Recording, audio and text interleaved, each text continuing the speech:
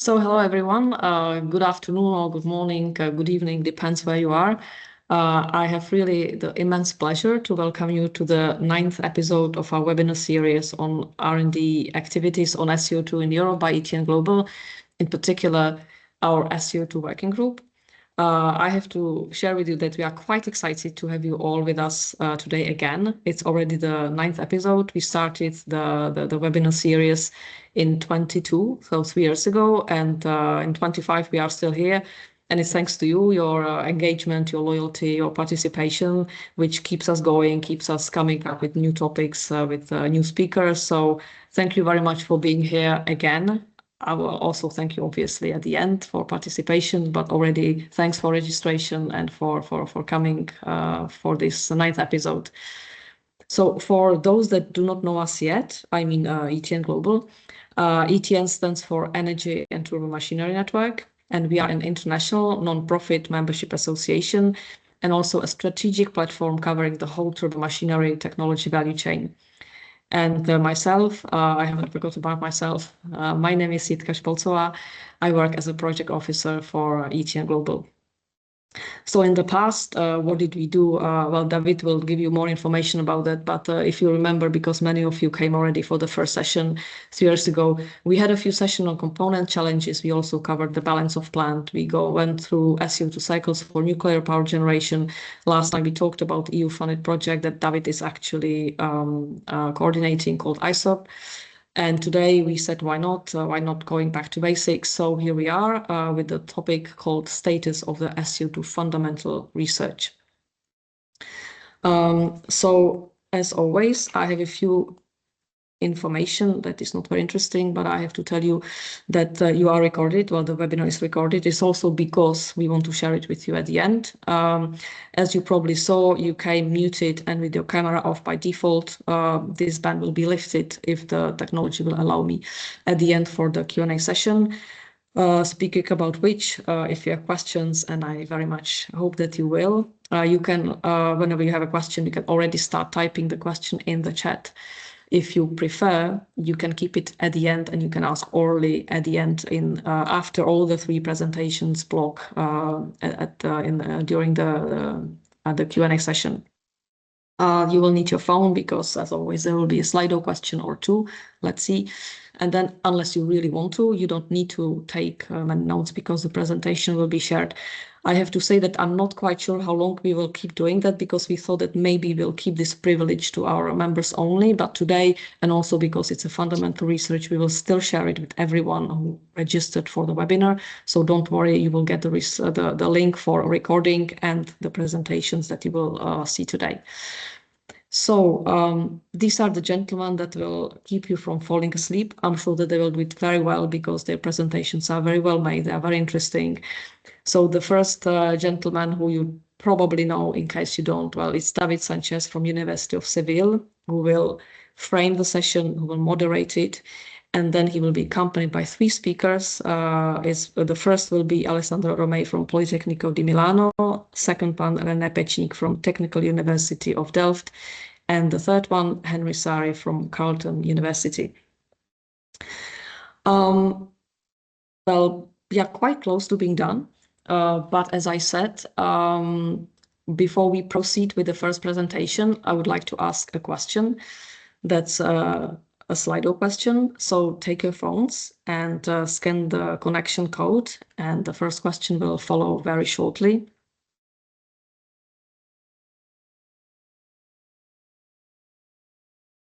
So whenever you are ready.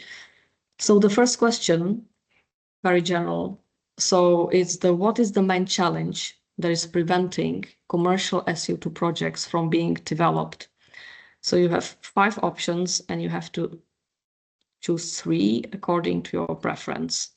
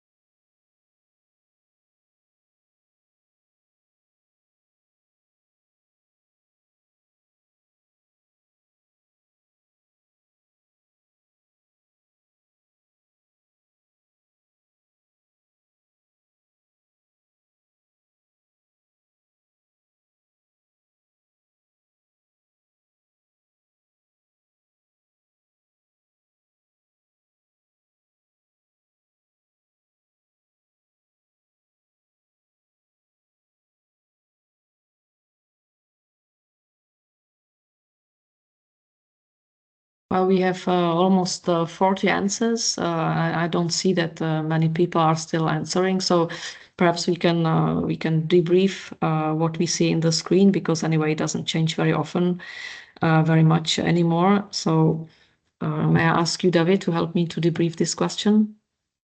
Yeah, absolutely, it can. The way I read it, we have like 50% of the attendees answering the question, and it makes a lot of sense if we frame it in as the life cycle of product development.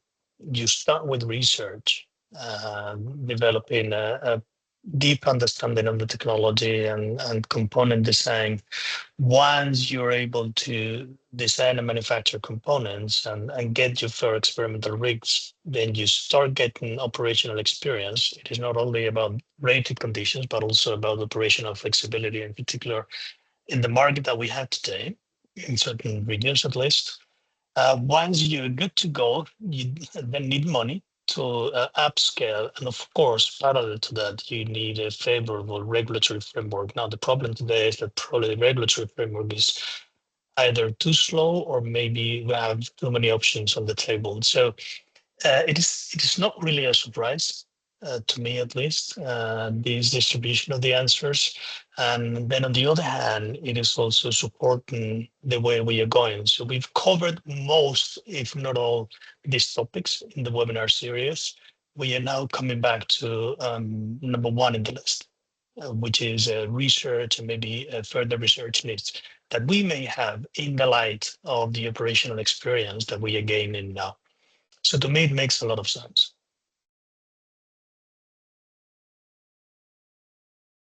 Well, thank you very much, David. So I suppose I stop sharing my screen, because now the floor will be yours in a little bit.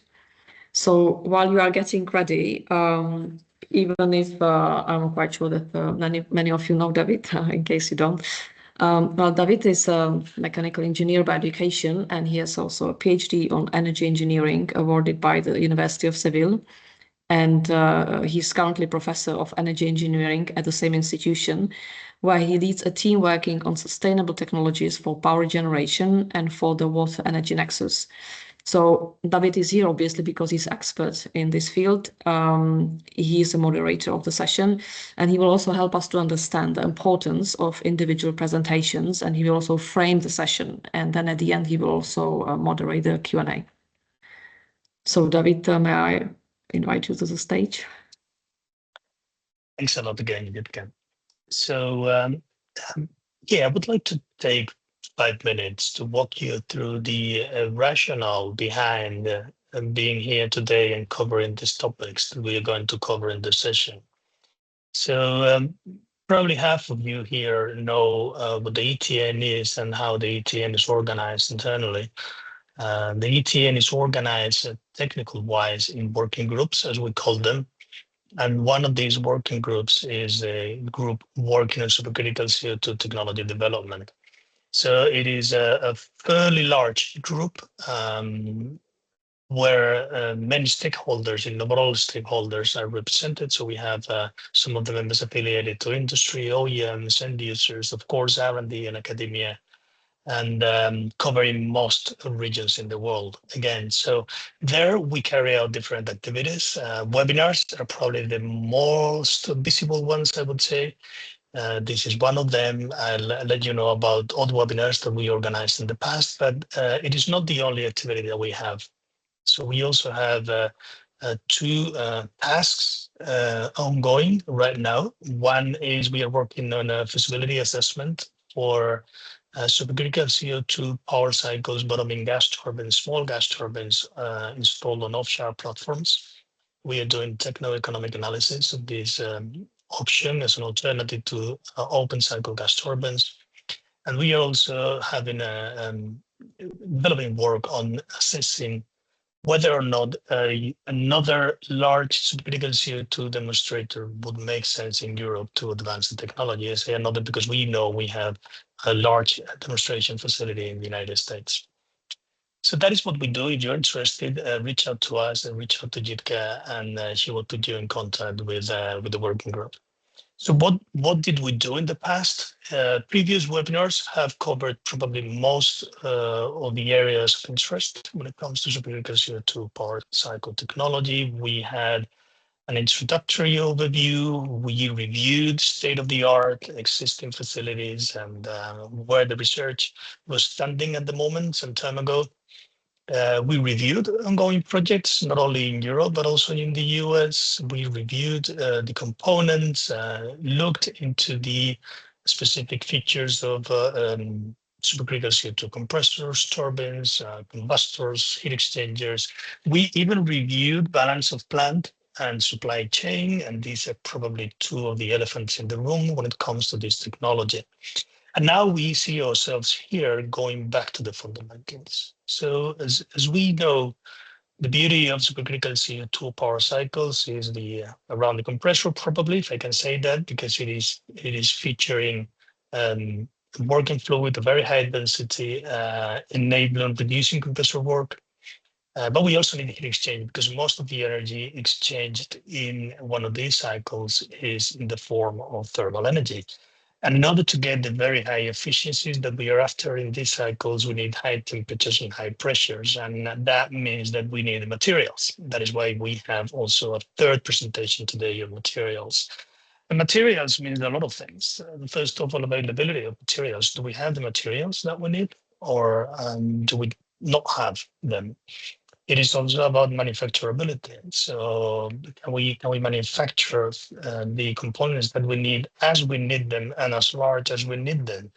And that takes me to two complementary aspects of materials, which are certification of materials for taken applications. So maybe we have the materials, but they are not certified. And then supply chain. How many suppliers do we have for these materials, and how many companies in the world being able to manufacture the components using these materials? So as you can see, there is a rationale. So the core components, turbo machinery, not only compressors, I mentioned them, but also turbines when it comes to high temperature, high pressure turbines, heat exchangers, of course, and then both of them in need of the appropriate materials, which is kind of a cross-cutting topic today. So I understand we could categorize ourselves here today into main groups. One is those of us who are familiar with the technology. If that is your case, that is certainly my case. I invite you to maybe consider how these three researchers today here with us approach the topic, which might be familiar to you.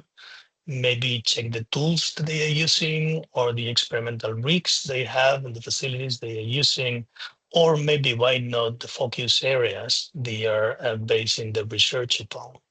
If you're not familiar with the technology, maybe this is the best opportunity to get acquainted with the technology, or maybe you're familiar with some of the aspects and areas we are dealing with today, but not with the others. So again, I invite you to also expand maybe your area of expertise and get familiar with these other topics. Throughout the presentations, I'll be keeping an eye on the chat. So anytime you have a question, please type your question on the chat. Of course, we will be getting questions at the very end of the session today on the mic, but it's also good for planning purposes. So if we see how many questions we have in the chat, then we can group them, maybe prioritize them, order them. So it's very, very helpful if you don't mind typing them on the chat. And I think with this, I am done. Jitka, over to you again. Thanks, David, for the brief but still very insightful introduction. You framed it, I think, very well. So, well, let me say a few words about the first speaker while he's getting ready. So it's Alessandro Romei. He's a tenure-track assistant professor at Politecnico di Milano. His research focuses on turbomachinery for non-ideal and multi-phase flows with a strong emphasis on sCO2 systems. He received an ASME IGTI Best Paper Award for his work on sCO2 compressors and has also contributed to several European projects such as Cool Heat and Scoop tests. Well, the title of Alessandro's presentation is Fluid Dynamics. So let me welcome him to the stage. Thank you, Jitka, for the introduction. I'm sharing my presentation. I hope you can see it. So, ladies and gentlemen, welcome to this webinar also from my side. Over the next 20 minutes, I will discuss and I will highlight the key aspects about and the challenges about the fluid dynamics of supercritical carbon dioxide. So this is already the ninth webinar about the supercritical carbon dioxide. So I know you are all well familiar about supercritical carbon dioxide. Still, let me show you the thermodynamic region we are focusing on. So as you can see, this is a huge thermodynamic region. So it may seem a bit oversimplified to speak about a single fluid dynamics. So to make sense of this, let me introduce this thermodynamic parameter, the compressibility factor, which quantifies the deviation from the ideal gas model. And so regardless of the supercritical state, when this compressibility factor is close to 1, it means that we can treat the supercritical carbon dioxide like an ideal gas. However, when we approach the critical point or the saturation curve, we can see that the compressibility factor drops significantly, so we can no longer rely on the ideal gas thermodynamics. And so the first problem is to understand how the non-ideal thermodynamics will affect the fluid dynamics itself. Another problem that we can have close to the critical point and the saturation curve is the possibility to have a two-phase flow, because the local thermodynamic state may fall below the saturation dome. Both the non-ideal thermodynamics and the two-phase flow are crucial and must be considered to understand the fluid dynamic of supercritical carbon dioxide, as specifically near the critical point. Let me start with the non-ideal thermodynamics and the implication on the fluid dynamic. I introduced the compressibility factor because historically it was the first parameter that was introduced to quantify the deviation from the ideal gas model. However, the compressibility factor measures the discrepancy in terms of volumetric variation, volumetric discrepancy with respect to the ideal gas model. So it says little about the fluid dynamic itself. For example, the compressibility factor works also to quantify the deviation from the ideal gas model for CO2 at rest. Since we are interested in the fluid dynamic, we are interested in finding a more interpretable thermodynamic parameter that could account for the non-ideal thermodynamics. And one possible parameter is this parameter K that is also known as pressure volume isentropic coefficient or generalized isentropic coefficient, that directly consider how the volume changes with pressure. So we have the evolution of volume with pressure along a reference process such as the isentropic one. Why is this parameter so important? Because somehow this K parameter is associated with this small gamma, so the ratio between specific heats, which is a magic parameter when we deal with the ideal gas fluid dynamics. We know that this ratio between specific heats for an ideal CO2 is around 1.3. So if we have a look at the magnitude of this K, we can see that to the right of the critical point in this thermodynamic plane, temperature specific entropy, we see that this K assumes value close to 1.3.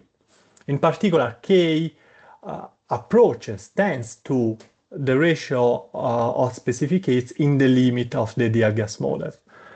So to the right of the critical point, indeed, we are working with vapor-like CO2, while moving to the left, we see that this K parameter increases significantly, and we are moving towards liquid light CO2. So why is this parameter so important? Because through this parameter, we can recast the ideal gas formula, the ideal gas relationship in an approximate manner. And this is useful because they are much more interpretable. Of course, we can work everything in an implicit way by calling proper thermodynamic libraries, refprop, coolprop, whatever.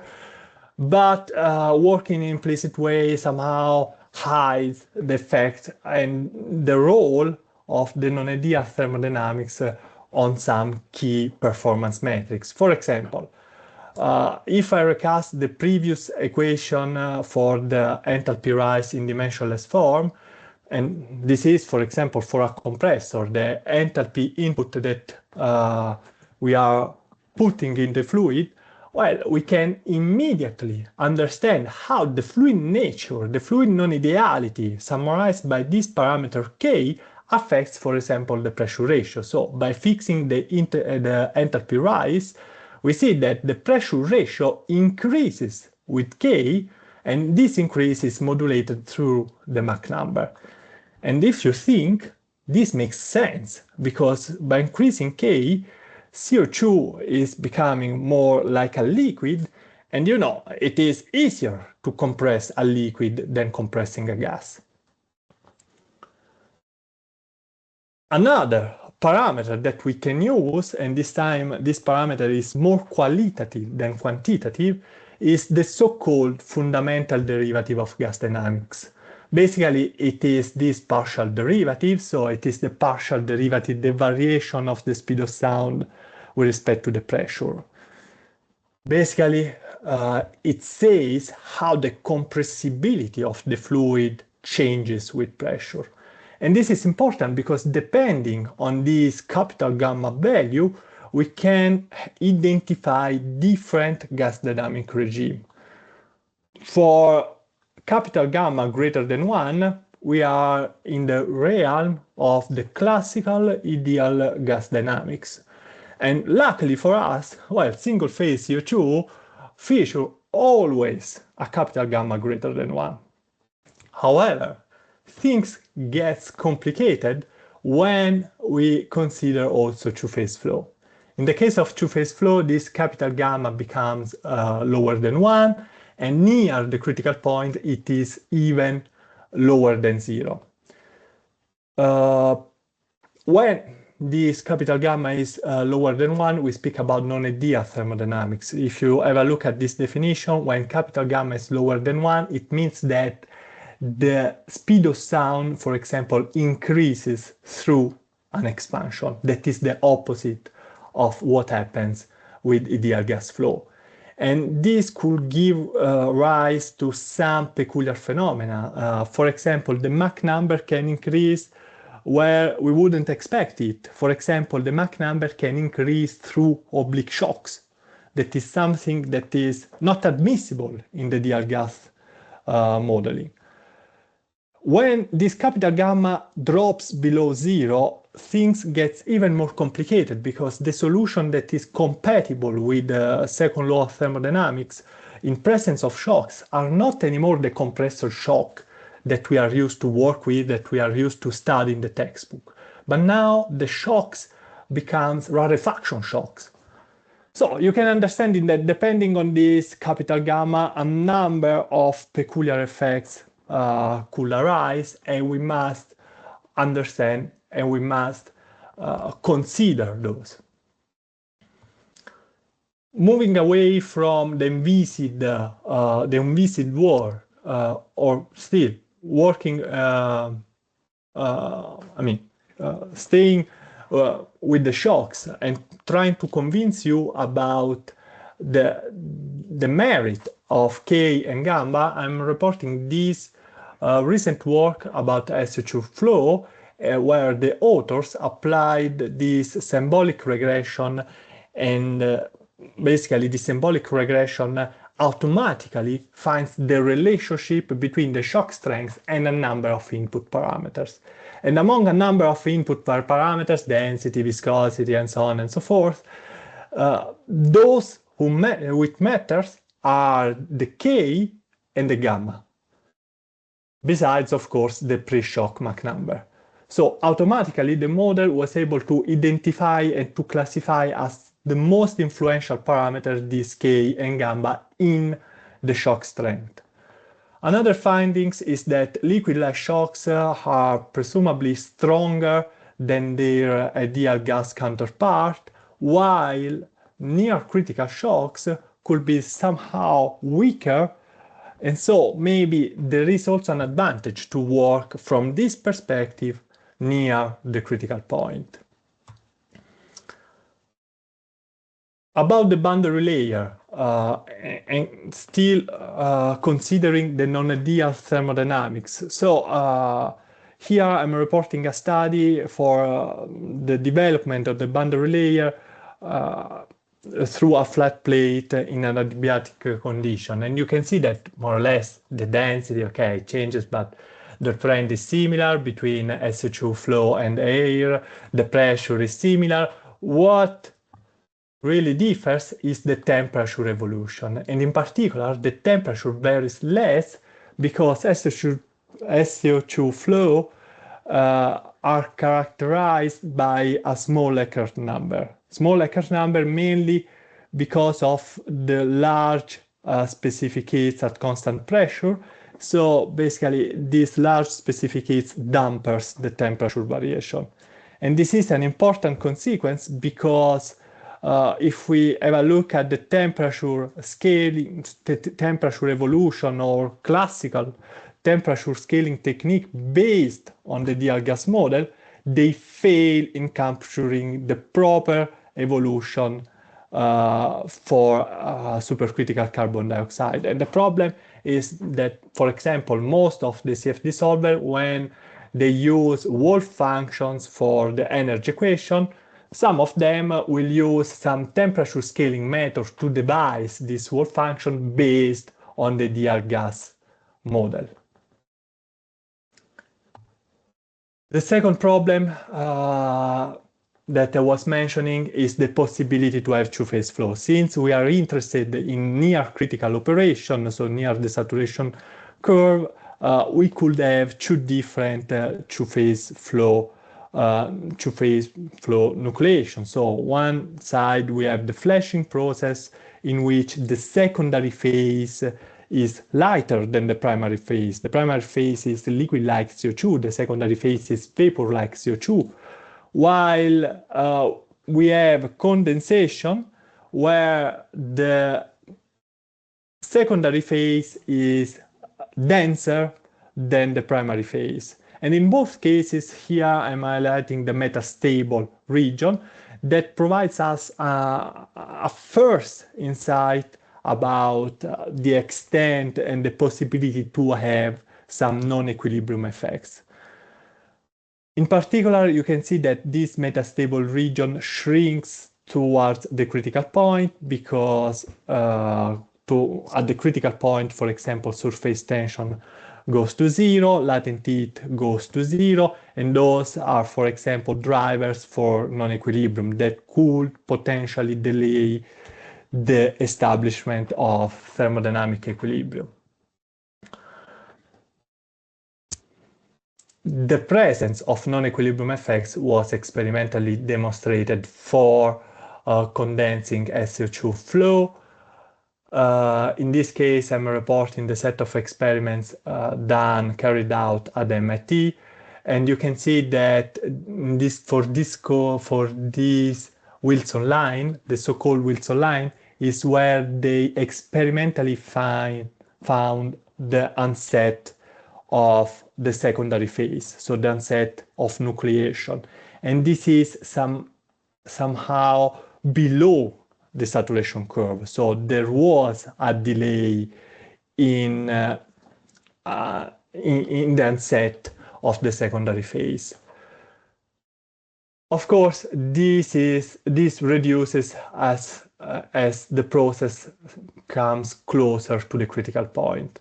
They also found that through experimental measures, through optical techniques, so through experimental measurements, that you can extrapolate the equation of state into the metastable region, because it is basically the only thing that you can do, but you will commit an error, and this error can be as high as 2%.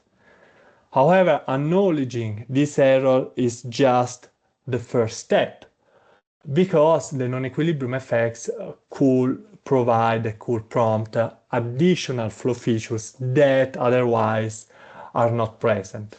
Let me show this comparison about the choked flow rate obtained with an homogeneous equilibrium model compared against the experiments for a motive nozzle in an ejector working with supercritical carbon dioxide.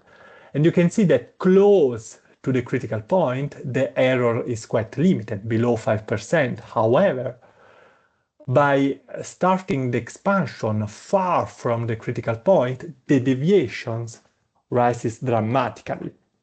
So in these conditions, you must consider the non-equilibrium effects. Non-equilibrium effects that also play a role in the pressure evolution. This is still one of the expansion process of the previous set of experiments conducted at the MIT, and you can see that there is a condensation shock captured by non-equilibrium effects, while this condensation shock is not captured by equilibrium model, pointing to the need to have proper and suitable non-equilibrium models when the expansion occurs far from the critical point.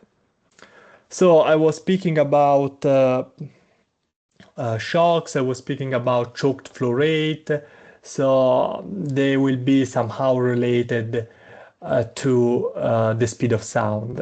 And the speed of sound in the context of two-phase flow is not trivial to be defined, because we can have multiple formulation. In this case, we have a first, one extreme that is this lowest values for the speed of sound that occurs when we assume a full equilibrium. So the two phases are completely in thermodynamic equilibrium. While if we assume that the two phases do not exchange any heat, any mass, so full disequilibrium, we have this other extreme that is that feature the highest value for the speed of sound. Of course, depending on the degree of non-equilibrium, the actual speed of sound will fall in this gray area. So, since the degree of non-equilibrium will depend on the specific application, I will focus on this equilibrium speed of sound. And if you look at it carefully, you can see that from a single phase flow speed of sound, there is a huge drop in the speed of sound, and then we have that the speed of sound increases through the expansion because the capital gamma is lower than 1. And this significant drop in the speed of sound will prompt, for example, a sudden raise in the Mach number. And if we parameterize this jump against the specific entropy, you can see that, well, this jump is much larger for liquid-like CO2 than vapor-like CO2. So from this perspective, the flashing process seems more critical than the condensing one. To give you an example of a practical example why using the proper speed of sound formulation is important to have consistent result, I'm reporting the experimental results of a megawatt scale compressor conducted by Baker Hughes. So they tested this megawatt scale compressor for different conditions, all near the critical point, spanning from liquid-like to vapor-like conditions. And an homogeneous equilibrium model was able to map the choked flow rate, and just to see that only the equilibrium speed of sound could present a Mach number greater than 1 that is consistent with a choked flow rate. So to conclude, I hope you find this topic as fascinating as I do, because there are multiple effects to be considered. There is the need for additional experiments, especially I would say for two-phase flow, because most of the flow solvers are based on experimental data and semi-empirical correlation based and derived from other fluids and operating conditions. And we need to understand how these peculiar effects affect the devices that will work with sCO2. To conclude with an optimistic view, by studying these peculiar effects, maybe we can turn today's challenges into tomorrow's opportunities. So with that, I thank you for the attention. No, thank you very much, Alessandro. Huge thanks for sharing your experience. It was quite impressive. So while next speaker is getting ready, let me introduce him. So the next one is René Pečník, and he will share with us his profound knowledge about the heat transfer. So René is professor of energy technology at the Delft University of Technology in the Netherlands, and he earned his PhD in mechanical engineering from Graz University of Technology in Austria. René's research bridges fundamental studies and applied developments. His areas of expertise include, but is not limited to, of course, supercritical fluids, turbulence, and numerical analysis. He serves on several scientific committees and currently chairs the organizing and scientific committee for the European Symposium on supercritical sCO2 power cycles. So René, it's now your turn to speak. Thank you. I cannot see anymore, but you can hear, I hope you can hear me and see me, and my screen is shared. Yes. Okay. Yes, we do. Okay, perfect. Yes, thank you so much for inviting me also to be part of this webinar on this back to basics. Back to basic status of supercritical CO2 fundamental research related to heat transfer. I will present a lot of the work that we did in the past. So that's why I think I would like to acknowledge also the funding source. It's a ERC grant, a consolidator grant that I received in 2020. So it's about to finish. This is also some funding sources or sources where I could use, where I could get computer access to run big simulations. These are the PhDs that have been particularly working on this ERC project, which is Asif Hassan, Marko Draskic, Petro Boldini, Benjamin Buja have been working on this. Collaborators you can see here. Maybe I just need to mention recently also we collaborated with some people from Otterfink in Germany that work with ANSYS, and another company that helps ANSYS to develop certain things, which sits in Brazil. So if you look at the heat transfer, or to motivate my work, I think it's not really new to you. You are all familiar with this energy balance here, but this is a TS diagram just showing power, so recompression recuperated power cycle that we just calculated this form of a student project for a nuclear application, and it's going to be a small modular reactor. I'm sure you are aware also it's not only the Netherlands, but is particularly now interested again in nuclear. Netherlands has decided to build 2 nuclear power plants southwest of the Netherlands, but there are also other companies, private companies, that are thinking of using nuclear reactors also offshore, has been announced in the news, quite big. So this is an example cycle, the way it could look like. You can see here, just to indicate some temperatures and pressure levels that the cycle will have. The shaded areas indicate the low temperature recuperator and the high temperature recuperator. But now if you look at the thermal input from the nuclear reactor is 30 megawatt. Now if you look at the mechanical power, for example, you will see the turbine has 19, the compressors here 3.3 and 2. And then if you look at the thermal duty of the recuperators, and if you add these two things together, then you can see that it's 3 times more than the heat input. So a lot of thermal energy is actually recirculated within the cycle, which then leads me, of course, to this motivation here that heat transfer dominates the overall energy balance of this cycle. So what we need to do is very obvious, that we need to be able to predict heat transfer coefficients and skin frictions, which then set, of course, the overall heat transfer capacity in these recuperators or the primary heat exchanger, or here the cooler, for example, but also the pressure loss. If you look at just a simple calculation, back of envelope calculation for this particular cycle, you see that if I estimate the overall pressure loss in the entire cycle, so the heat exchangers, the piping, to be 15 bar, then you can see that the thermal efficiency drop of this power for this cycle will be 4%. So small gains, large impact. Here, I need to say, of course, that thermal machinery has a larger impact on the thermal efficiency.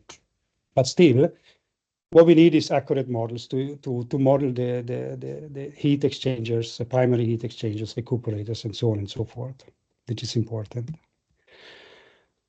Also not new to you, to this community, is this plot here, and this is the reason why predicting heat transfer and pressure drops in supercritical applications is so challenging, is because, especially if we work very close to the critical point, we have very large variations in thermophysical properties. Alessandro has shown this other plot before. Now I show it as a reduced pressure and reduced temperature plot. You can see the critical point. And as soon as we cross this so-called Vidom line or pseudo-phase transition from the liquid-like to the vapor-like regime, you can see that we will have large variations in density and viscosity, just to show two examples here. Now, if you look at the reduced, if you plot, let's say, the density and the viscosity along an isobar of a reduced pressure of 1.2, you can see that these are the changes that we can observe.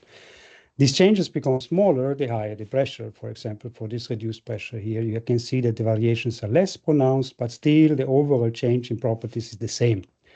However, for the low pressure, reduced pressure of 1.2, so 20% above the critical point, you can see these sharp variations in density and viscosity. And interesting to see also here is that if I plot non-polar fluids, they all behave in a similar way. So whatever we try to understand using CO2 will also be applicable to other fluids, other applications, and so on and so forth. The reason why these fluids, especially the density here, behaves very similar, goes back to the van der Waals principle of corresponding states. Now, what are the ways that we can use, what kind of tools can we use in order to predict the heat transfer and the pressure drops in these heat exchangers? And just give me a short overview of the tools that we have available, which are on the most left here, Nusselt number correlations, which are very efficient. You can see them in commercial tools like Aspen would have them implemented, for example. But of course, they use a lot of modeling approximations. They use a lot of empiricism in order to estimate heat transfer coefficients. We can go to something more complicated. We can use Reynolds, Everett, Navier-Stokes. So we can also call these CFD simulations, which have a bit more computational effort, but approximations are a bit less. And then we can go to something that we call DNS, direct numerical simulations, which have very high computational effort, but almost no modeling. So let me go just to highlight these three in a bit more detail. Now, what is Nusselt number correlations? You can see here on this plot, just to highlight on how many different correlations are available. A lot of research on Nusselt number correlations has started from the nuclear energy sector, where they use this thermohydraulics codes in order to estimate heat transfer in the 70s. So since then, there are so many different applications available, or Nusselt number correlations available, that all different approaches, some of them are based on scaling laws, especially now very popular is machine learning and AI. And many of these codes are not available but they're not open, so they're actually closed. They're in-house codes for Nusselt number correlations based on empiricism. They are built on narrow data sets, as I said already, and as soon as you try to apply them to new application ranges, then the uncertainty increases. So of course, it's possible to again retune them and to make them better, but there's a lot of uncertainty if you start extrapolating them to newer conditions. The other thing that is important to see here is the CFD simulations. And this is an example I like to show from a paper from Ambrosini. He's also a nuclear engineer in Italy.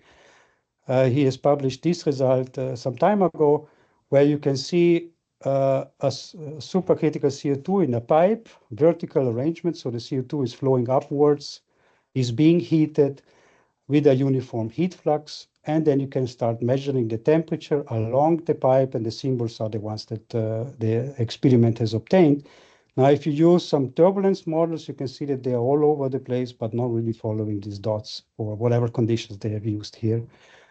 So, which means the turbulence model specific results, so not predictive at all. Depending on which turbulence model you use, you will get this result, either completely under-predicting or over-predicting the wall temperature. And the problem why these turbulence models are not capable of predicting this is because they actually do not take into account property variations. They are built on incompressible flow assumptions. So I could say that constant property flow assumptions, they fail when you use them for variable properties. The ground truth that we can use is DNS simulations. This is some simulations that we performed in the past. It's again a CO2 supercritical pressure heated in a vertical arrangement of the pipe. Flow is upwards. On the top, you can see the streamwise velocity. On the bottom, you can see the enthalpy. You can see these lighter regions are the flow structures that move with higher speed with respect to the black ones. And you can see that there's a large correlation between low velocity and high enthalpy. So this is really what happens in a turbulent flow, is that these structures are actually moving high enthalpy, high temperature flow away from the wall towards the bulk of this pipe, which causes this turbulence mixing.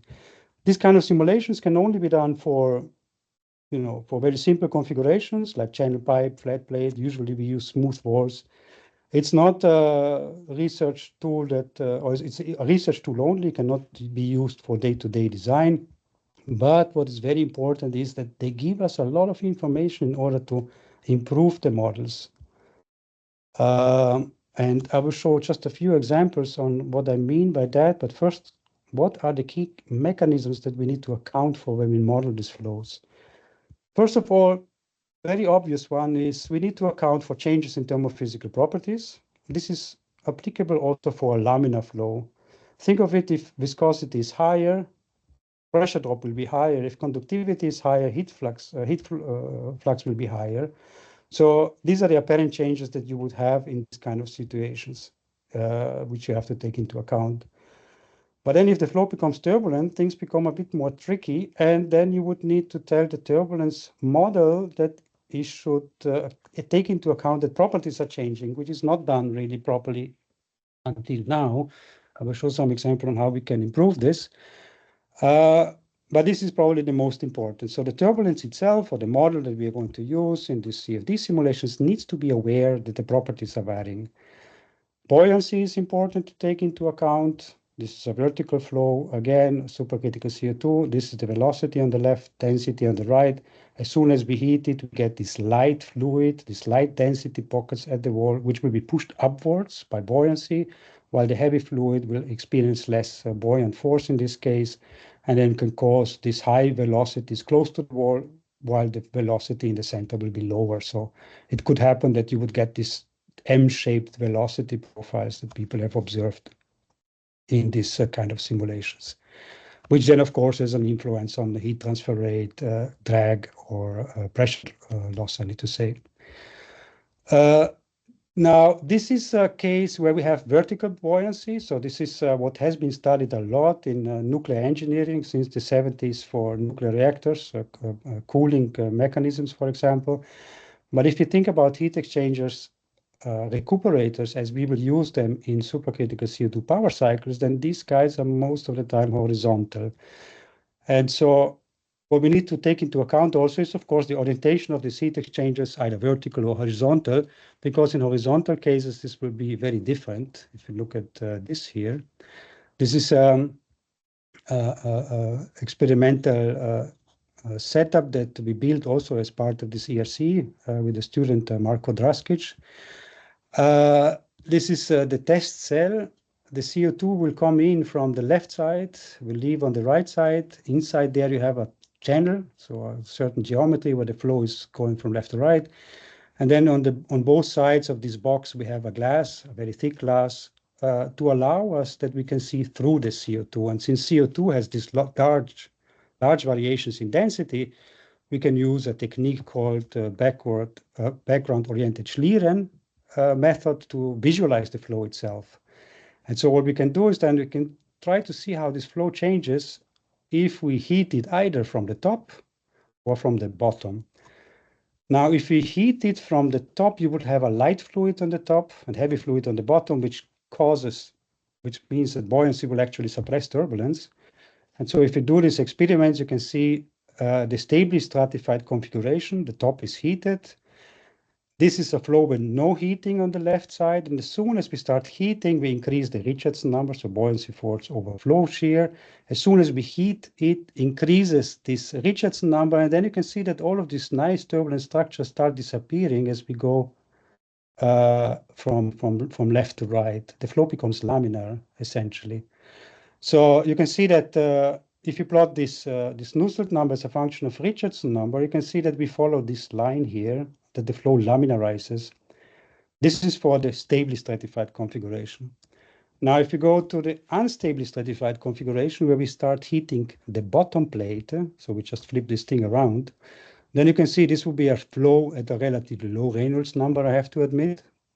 Flows from left to right, then we start increasing heating rates, and then you can see that these plumes appear, these plumes that are characteristic for Relais-Bernard flow, which means that due to this upward flow, there will be a lot of heat transported away from the lower wall towards the top, causing Nusselt number to increase significantly. You can see this is like 5 times higher than the other case.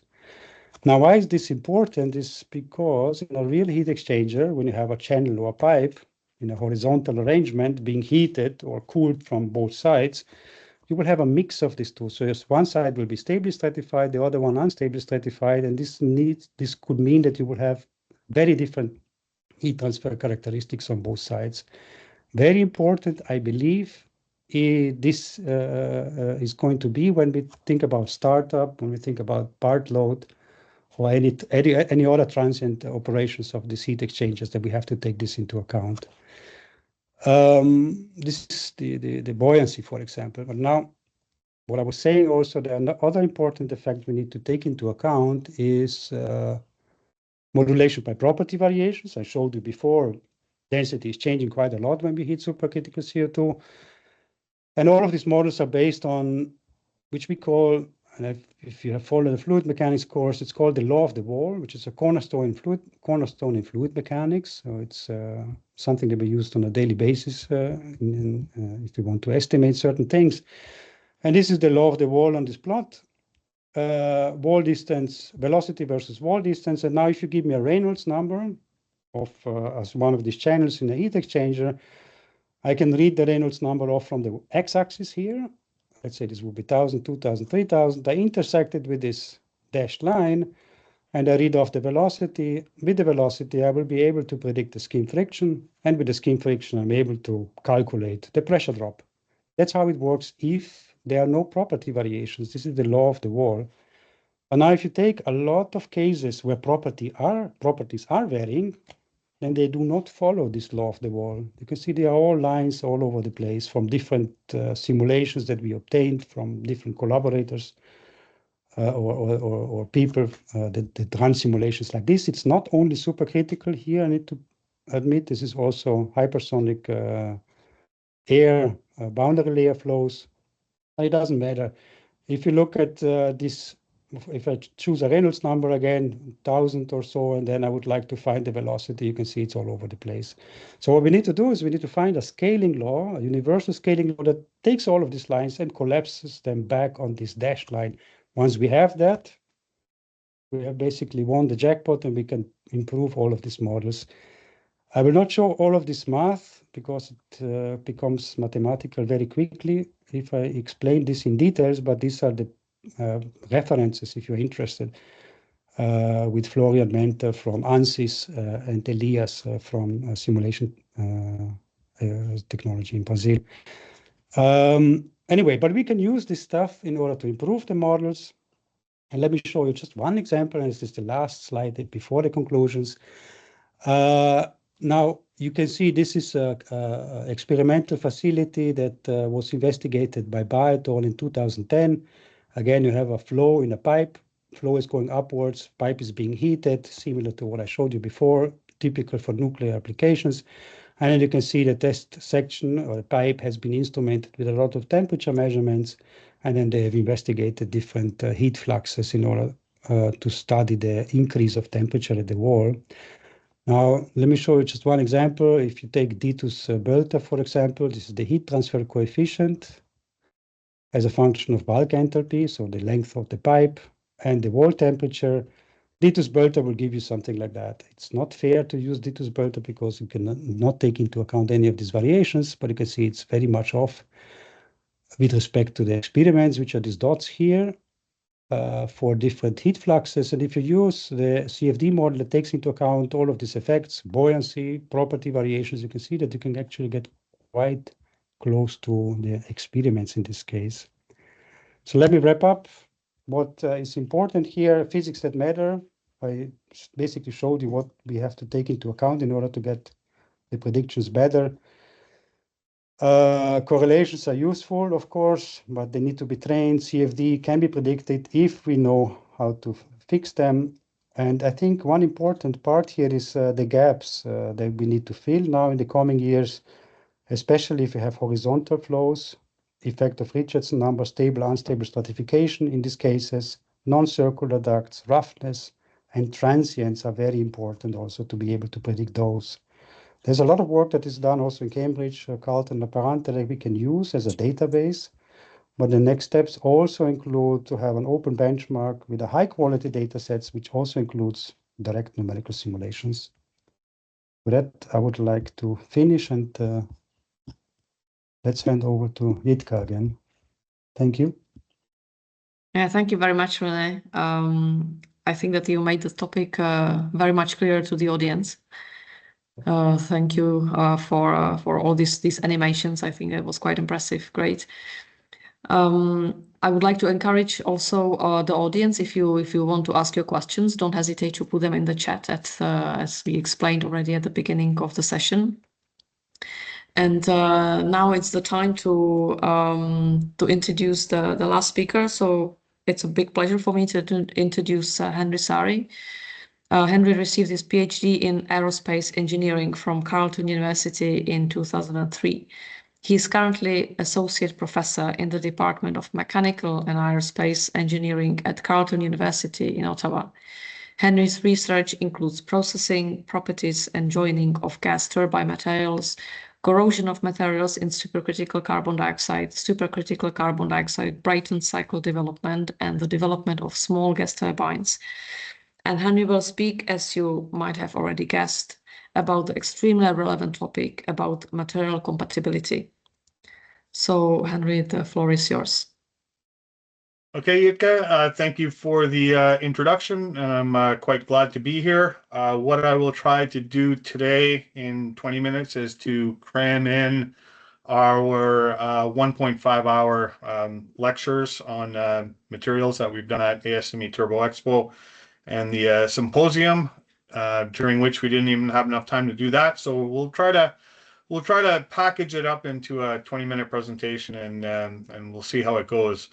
I will just mention that we here at Carleton and our collaborators have done some work in the corrosion field on testing and characterization of corrosion, but this presentation is really trying to make a snapshot of what's out there based on several review papers that are available, and I've referenced at the end of the presentation. So, oops, got to.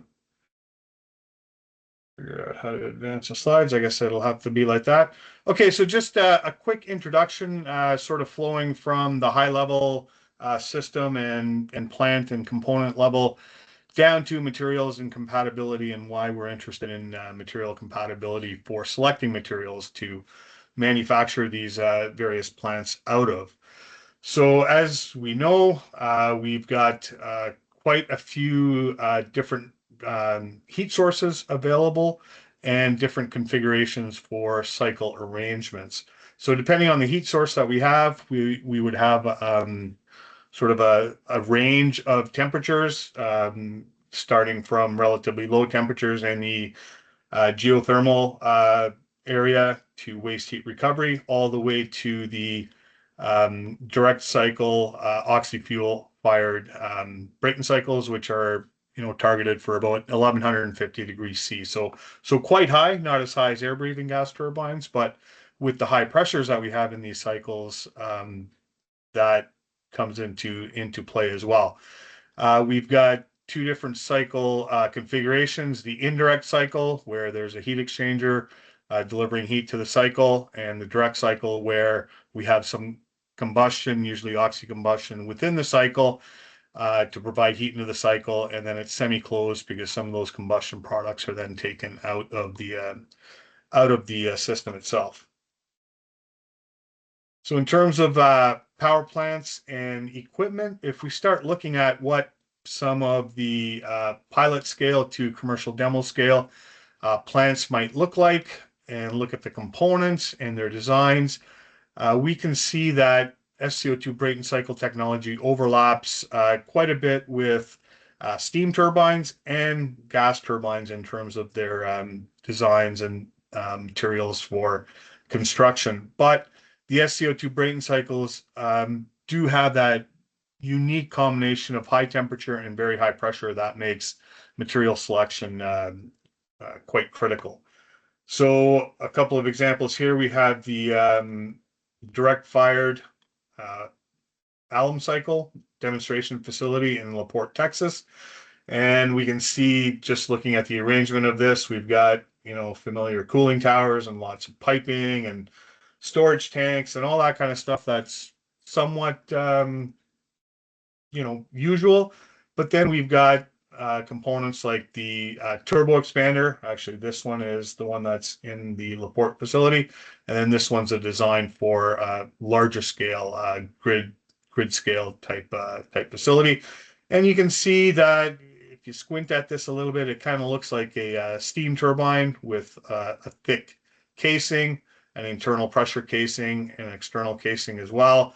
Relatively large rotors, but fairly small blades because of the high density of the working fluid. And then if we look at the step facility and the arrangement of the step facility, we can see, there's lots of piping, there's heat exchangers, there's turbines and compressors and generators, and a lot of that is relatively standard. But if we get to the heart of the system and we look at the printed circuit heat exchanger, high temperature recuperator, we can see that it's a relatively large block of stainless steel with headers and piping and high temperature piping connected to it. We have the turbine design, compressor design, again, heavy walled to withstand the pressure.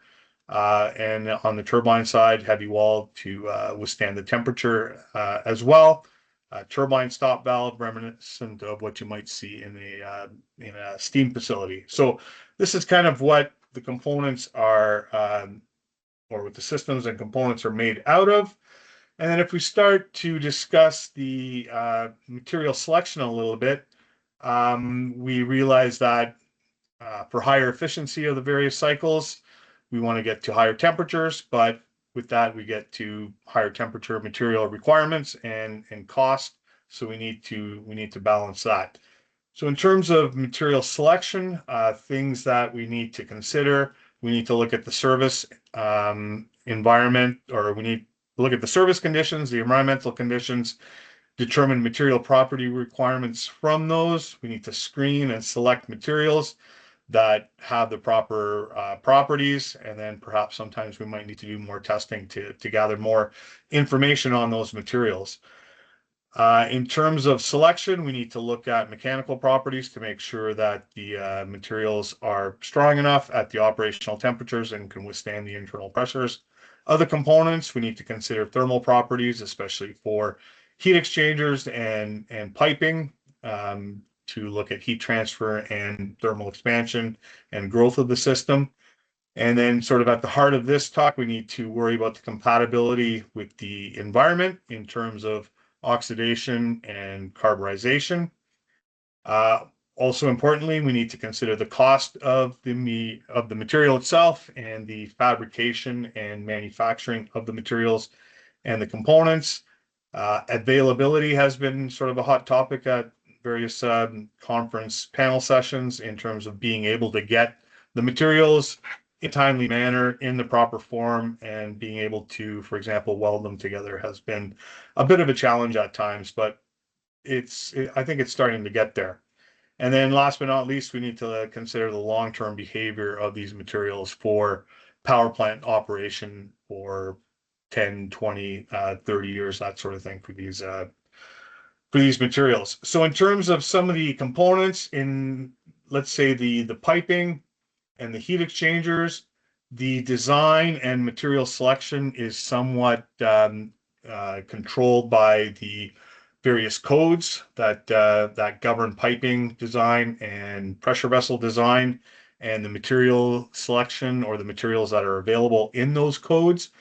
Same goes for the valve selection.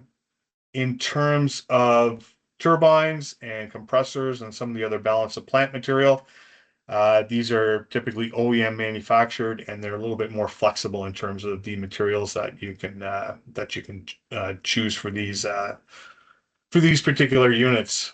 I'll just bring your attention to a cross section here of a printed circuit heat exchanger, and these microchannels are quite small. So when we talk about the compatibility and corrosion layer growth of corrosion products in these small channels, we need to worry about how much corrosion growth we're going to have, how much channel blockage you might have.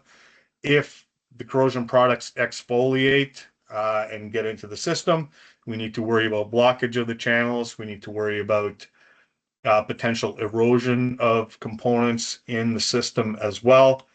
On the piping side of things, we need to worry about some of that as well. Not so much blockage, but if some of the piping material exfoliates, it might end up blocking the channels in the printed circuit heat exchanger. So we need to worry about that. And then last but not least, we need to worry about potentially the change in heat transfer coefficients for the heat transfer from the fluid into the heat exchanger material, because the corrosion products will have different heat transfer coefficients than the material itself. So all that being said, if we sort of look at the strength of materials and code qualified alloys, there are quite a few alloys that are available, but then there are questions as to their compatibility and their long-term behavior in sCO2 Brayton cycles. So we need to worry about that.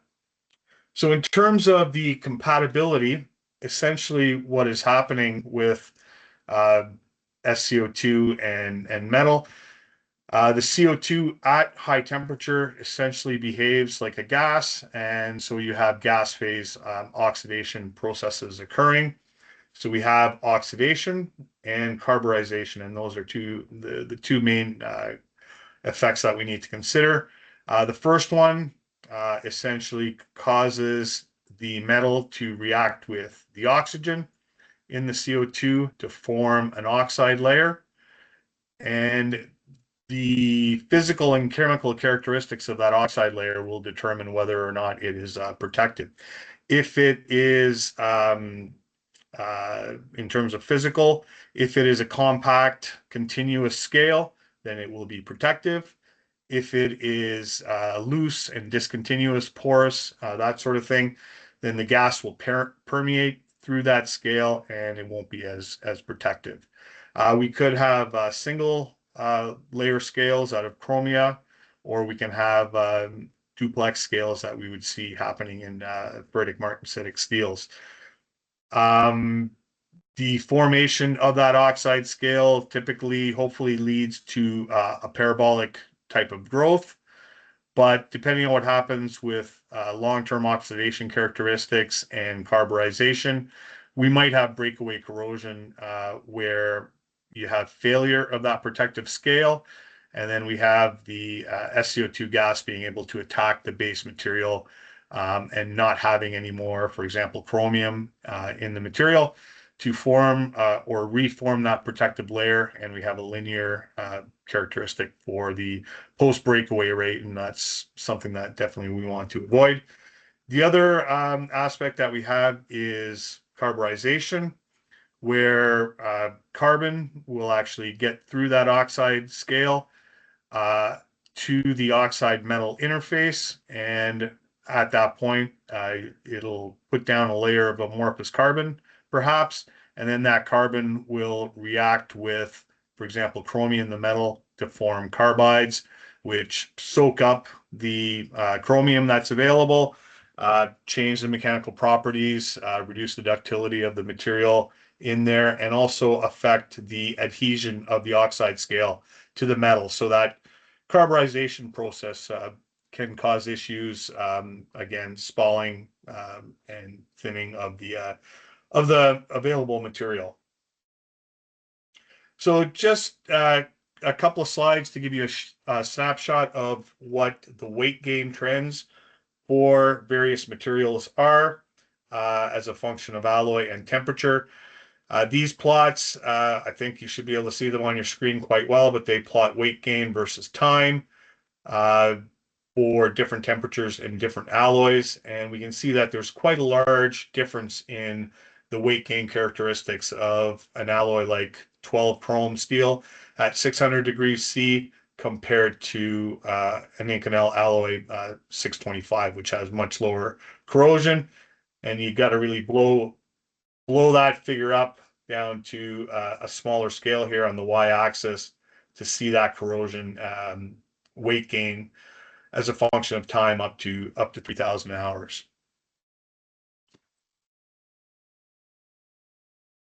And in general, when we do look at these weight gain trends, ferritic martensitic steels gain more weight than austenitic stainless steels, gain more weight than nickel-based alloys. Alloys with higher chromium and higher nickel contents have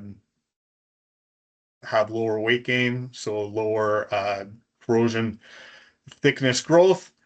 But some of these results are quite expected. For example, higher temperature will have higher weight gain. Pressure, the effect can be to have higher or lower weight gain. The presence of impurities as well could have the effect of having higher or lower weight gains. It's really a complex situation when you really start to look at this. I apologize, this is kind of a big shotgun blast, but it's from a review paper that I just found. I thought I'd show it here just to give you a really good snapshot of the available information that's out there. So we have temperature increasing from this plot to this plot to this plot, and so on. We have plots for various different materials tested in different atmospheres in terms of pressure and levels of impurities. And we've had the alloy weight gain on the vertical axis plotted versus the chromium content of the alloy. So again, we can see alloys with higher chromium contents perform better. As we increase the temperature, then the weight gain of these alloys like grade 91 will increase as you increase temperature. So it starts to give you an idea of what alloys you can use in what areas of your cycles, depending on the temperature in that specific area of the cycle and the overall cycle itself. I think we're getting close to the end here. I think I've been prattling on a little bit. Here we've got a couple micrographs to show you the microstructures, in this case for the ferritic and martensitic steels, showing the duplex layer, the internal oxide layer, the carburization region. So you can kind of get a sense for what's going on there in terms of the corrosion. Some cartoons here, again, for the different alloys and the corrosion layers that are formed. And then this figure here is an interesting one that shows the carburization process in terms of the CO or the CO2 diffusing through the protective oxide layer, forming that amorphous layer at the scale oxide interface, and then diffusing into the material, causing the carbides to form. Okay, let's scoot ahead. This, again, is quite a shotgun blast from this new review paper that just came out. I don't think it's actually officially published, but it's sort of as a pre-published version online. And I think this gives a really good overall snapshot of what people are studying currently. So, for example, the service environment, looking at the chemistry of the fluid, effects of stress and flow, impurities, and how or what effects those have on corrosion. So, for example, looking at the effects of temperature and pressure on corrosion, integrity of welded joints, effects on mechanical properties, combined effects, stress corrosion, corrosion fatigue, creep fatigue, all that kind of stuff. Corrosion that happens in real environments, not just lab coupon testing, but corrosion in real environments where you have stress and flow and whatnot occurring. Something that was maybe not mentioned, but I thought might be mentioned, was essentially changing the chemistry of the fluid to help with the corrosion, but also perhaps to help with the efficiency of the cycle. So if you have a slightly different chemistry of the working fluid, you can get a more efficient cycle. And then ideally, if you can do that hand in hand, you can get better compatibility between the materials and the working fluids. So just to wrap up in terms of strength and corrosion, essentially we need to consider where are the limits on the use temperatures for these alloys, depending on the compatibility of the alloys in the sCO2 working fluid. So different metrics can be applied. So for example, this was one developed by Pint for a CSP application, where if we wanted 100,000 hour plant life, then the parabolic rate constant that describes the corrosion process needs to be below this value, so that these materials, these conditions, these temperatures are good. Up here, the material won't last long enough. So some of the review papers have started to tabulate that and express that for the various alloys. So here we have a table of various alloy types, the maximum temperature limit that might be expected based on the allowable stress in the code for that particular material. But then now we've got recommended temperature ranges for those materials based on how they react with the sCO2 fluid. Summary of research, recent results. This is kind of, again, a shotgun blast of what we've determined in terms of effects on mechanical properties, compatibility, long-term behavior, and some things that we maybe question about what's going on there. And then the two, well, especially the STEP facility, it's a little bit more open, I think, than the net power facility. But hopefully these two facilities will tell us a little bit more about what happens with these materials under real life applications, real conditions, and real operational type events. Overall summary, again, this is somewhat similar to the table before, with the various different materials for the main important components that you would have in the cycles. the materials that they might be made out of, their temperature limits, and then an idea of what the technology levels are for those and where the orange and red flags might be. And a lot of those are essentially long-term compatibility. So, you know, corrosion testing has been relatively short-term for these materials. What happens under, you know, really long-term operation of these materials under real conditions? We don't have a sense for that yet. Are there any surprises? Hopefully we find those out before we need to. All right, the references for the material review papers that I've been using for these tutorials in this presentation. So just click on these links and should be able to get access to it, or log in or pay to get access to all these papers. There's a wealth of information here. Again, more than I could present in a 36-hour lecture series, but there we have it. We've sort of done it in hopefully 20 minutes. I forgot to record what time I started, but we are at the end. Hopefully I didn't rip through that too quick, but if you have any questions, let me know now or contact me via email, and I'd be happy to connect and have a discussion with you. Thank you very much, Henry. Your presentation made the information very accessible to the audience. So thank you very much.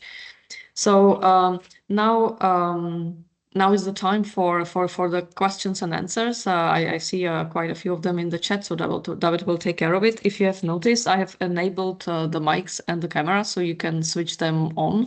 I hope that this is gonna work. I will also activate a survey via the chat because we would like to know what you like about the webinar, but also what are our areas for improvement. So if you fancy, we will be quite happy to hear from you. And then, well, it's over to you, David. Okay, thank you, Wietke. So I see we only have a few minutes, so maybe I'll summarize questions. There is a general question, not only for the speakers, also for the attendees, but in any case, the three speakers. Are you aware or do you plan for high temperature turbine tests? Alessandro, maybe you presented the on-turbo machinery. Yes, I mean, for the high temperature CO2 test, from a fluid dynamic perspective, it is just ideal gas. So we are, as an university, we are not planning that kind of test because we are focusing on the fluid dynamic, and the turbine presents some challenges, a lot of challenges from a structural point of view, but aerodynamically it's just an ideal gas, a turbine working with ideal gas. Okay, given that the Michael asking the question is interested in shaft and seals at a high temperature, Henry, maybe you working the materials can comment on that as well. That was the question about the shaft end seals, was that it? Yes, that's the one. Let me just second question. Sorry, I just got to find that question just to get the context So again. any high temperature turbine testing in North America going on right now, in addition to the STEP facility, of course? Well, I think the STEP facility and the LaPorte net power facility would be the two. Other than that, I don't know about any specific other high temperature turbine testing that's going on. In terms of shaft end seals and stuff like that, I do recall that in the Turbo Expo proceedings and perhaps in the sCO2 Power Cycle Symposium, there was a little bit of work done on high temperature gas seals and trying to increase the temperature capability of those.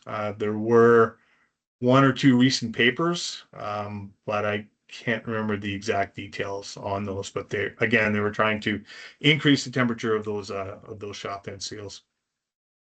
Good, thank you.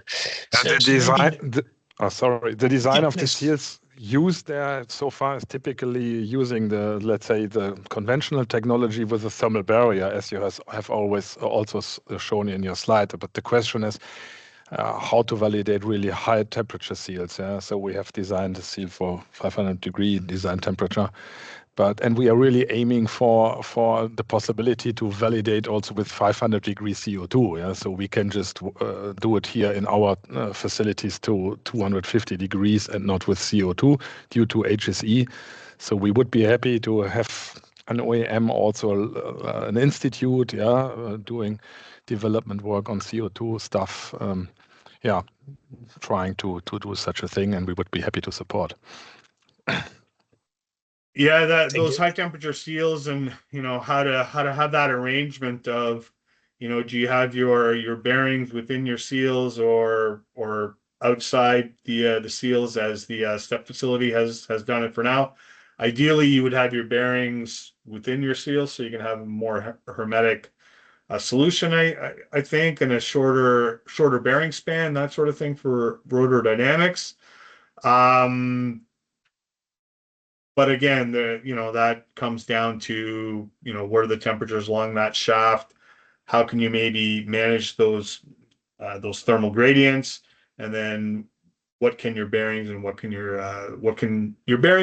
seals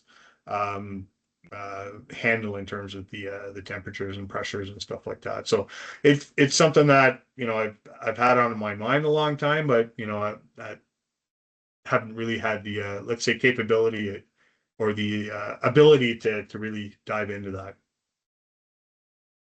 Thank you. So very quickly, Jitka, just 1 minute and a half, also to touch upon René's presentation.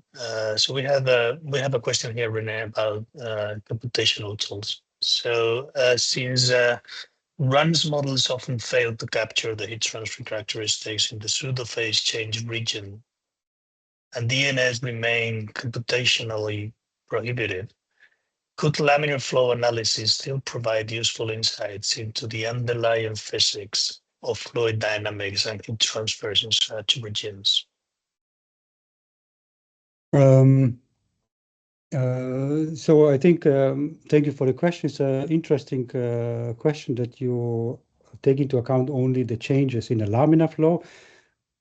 The laminar in a laminar situation, the heat transfer is much lower than in a turbulent one. So turbulent cannot be removed in this case. But whatever we can do with the laminar flow, the analysis and the scaling laws can be carried over to turbulent flows as well. So yes, you can use the analysis in laminar flows, but turbulence, especially if we want to be more accurate in predicting pressure losses and heat transfer coefficients, we need to account for turbulence as well. But we can use the analysis from laminar. We can carry it over to turbulent flows. Well, thank you, René. Jitka, I see it is 5 o'clock now. I don't know if we have time for one more question, maybe, or you would like to close the session. Yeah, I think it's fine. There is still quite a few people, so we can still answer the question. Okay, great. So we had a question from Stefan Gloss. Alessandro, he's referring to the fact that metastable conditions and condensation and non-equilibrium effects are known for steam turbines. Can you comment on how these compare to supercritical CO2 turbines or compressors, as you mentioned? Yeah, for sure. All the work and the literature about wet steam is for sure the starting point in modeling and in understanding the non-equilibrium of CO2. Also because for CO2 we have less experiments and less experience than we have for steam. The problem about wet steam model is that they have some assumption, especially for the growth model, that should be checked for SO2, for example, regarding and involving the compressibility of the liquid, because in case of water, maybe the water is assumed incompressible. Here we have a compressibility of the liquid. We need to account for the non-ideality of the mixture, so a much more complex thermodynamics exacerbated by the near critical operation. And the big problem, the elephant in the room, is that wet steam is the starting point for condensing SO2 flow, but a lot of applications, ejector for refrigeration, compressor for SO2 power cycle, actually features flashing process. And for that, we have even less experience because all the flashing or cavitating model are derived under other assumptions not applicable for SO2. And so there is a lot of research to do also to understand the non-equilibrium effects to the left of the critical point. But for sure, for condensing flow, so for example, application like carbon capture sequestration that features condensing SO2 flow, the wet steam model are the starting point, but still we need some experiments to check and to see if the wet steam model could be directly extended for SO2 flow. Okay, I think that is clear. Maybe a follow-on question on a related topic would be about the water content in the CO2 flow. Yeah. That is another important question because, as you know, David, you are also involved. You were involved in Scarabeus, so there is also all the realm about dopants, so not only contamination.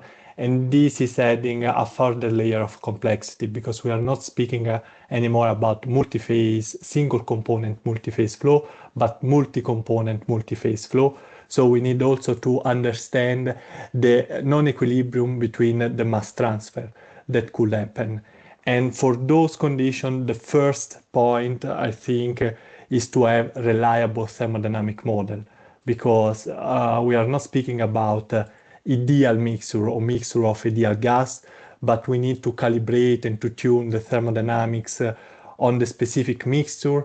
And then depending on the thermodynamic model, maybe one component can condensate or can phase transition, can have a phase transition earlier than another. So we need to have a look at the whole problem and to the specific case. So how much the contamination is, the dopants, and so on. But this is, of course, this is adding a further layer of complexity that should be added to the whole picture. Okay, thank you for that, Alessandro. Thank you, Henry and Renee as well. I think that is all, Jitka. All questions were covered. Also, thank you, Henry, for typing a few answers. So over to you. Thanks. Thank you very much, David, for covering this section. So before we say formal goodbye, I have still an invitation for you. I hope you can see my screen. So it's an invitation for ETN's event. It's our flagship event. It's IGTC, International Gas Turbine Conference, taking place every 2 years, and actually it's this year in 2 weeks, 14th, 15 October, in person in Brussels, in Belgium. This year is the title is Advancing Turbomachinery Innovations and Strategies for Net Zero Pathways. So obviously you are all invited. I will share in the chat the link to the events page. It's a very nice event, lots of keynote speakers and technical papers, lots of networking, good food, dinners and coffee breaks, etc. So you are obviously invited. We'll be very happy to see you. I see Jitka froze, so maybe I can take over. Thank you very much to all speakers for sharing their presentations and their experience and their views on the topic and for addressing the questions very comprehensively. Thank you very much to all attendees for getting involved in this activity. We will be organizing the next webinar the next term. We'll let you know about the topic, and hopefully we'll meet in Brussels. So again, thank you very much for attending, and with this I think we can close the session today.